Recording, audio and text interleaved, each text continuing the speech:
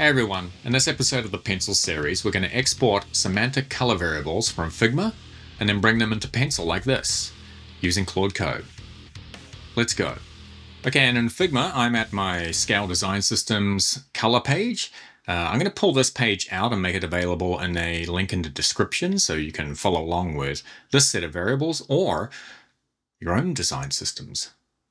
We need to get out the primitive set and also the semantic set. So if I open up the variables, you can see those here. Primitive color has like neutral, brand, purple, blue, and the semantic color set has text, background, icon, border, surface, and overlay. We're not going to need material because there's variables I have in here to just use on the Apple components that are part of this system, but we're going to be doing this for web, so we can skip those. Okay, so let's go back up to primitive color. Now, if you have a professional or higher account, you can right-click and export modes as JSON.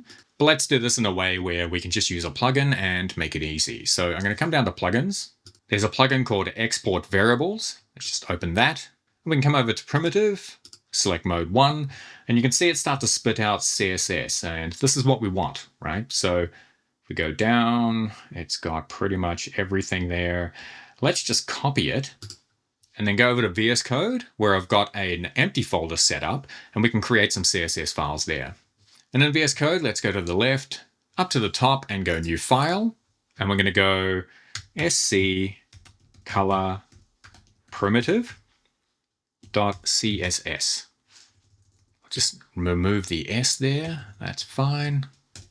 And we're going to paste everything in here and then just save. So let's go back to Figma and grab the semantic light and dark modes. Okay, let's go down and open semantic color. We've got the light and dark modes. And if we go back to the light, we can see that it's got text primary and then neutral 900. So this is the alias that text primary is using from the primitive colors. So let's copy this, go back to VS Code, create another file called sc color semantic.css.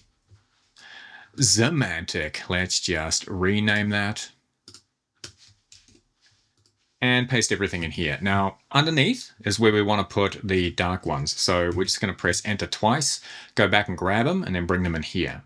Okay, let's select dark and then copy, go back, and let's just save the file.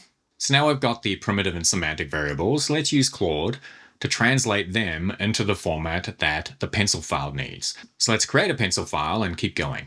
We're just going to come down to the bottom left here and hit pencil, and that's going to create a new pencil file. So let's just save it.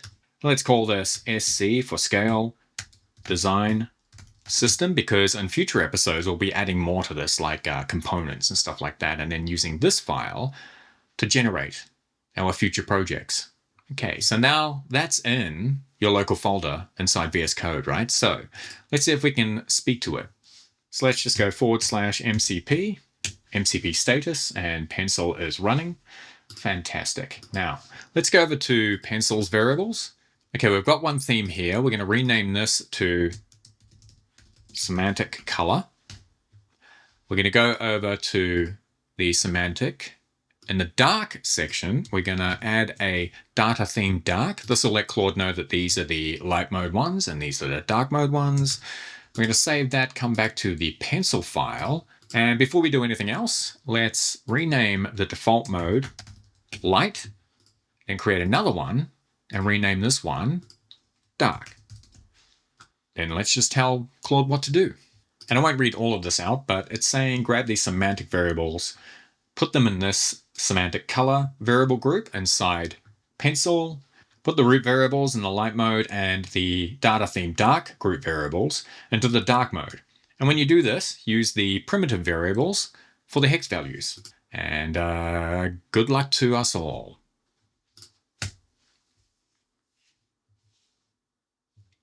Okay, let's open up thinking. It's already looked at the CSS file, so that's not too bad. Okay, it seems to know that there are different hex values for light and dark. It's done text, now it's doing icons. So yeah, it's working through everything. Now, if this works, we're going to end up with the name here, of course, and then its light hex value and its dark hex value. Okay, and we can see that the light and dark values are the same for all of them. Could we just scroll up and down? We'll go through background, and we'll go through icons. So it looks like it's in alphabetical order. It is refactoring a little bit. So let's see if it updates the dark hex values to their correct values. Okay, I've interrupted Claude because it said that the merge created duplicate entries, but it hasn't. I need to replace everything cleanly with the correct values in one shot. Now, these are the correct values. It's created the light and dark modes. The correct values are in each one. There's only one of each variable. So I'm going to tell it that this is correct.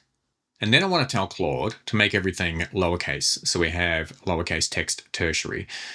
Maybe in the future we'll make them read --sc text tertiary. So they're like proper CSS variables. But for now, let's just say the variables are correct. Now just make their names lowercase. Great, and it's made everything lowercase. And there you go. You've translated Figma's variables into pencils. You can repeat this process for any of your other variables like border or spacing, and then use them on your generated designs in the future. And that's it for this episode. Hope you're looking after yourselves and each other, and I'll see you in the next one. Bye.